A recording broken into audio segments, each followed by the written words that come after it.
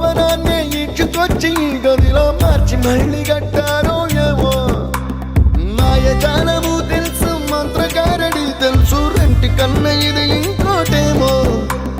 నీలాకాశం నేలాకొస్తే ఇట్టాగే ఉంటాదో ఏమో ఈ సంతోషం దాచాలంటే హృదయాలు ఓ వంద కావాలేమో ఇంతందంగా ఉంటుందా ఈ లోకం ఇన్నాళ్ళు ఈ మనసుకి తెలియాలే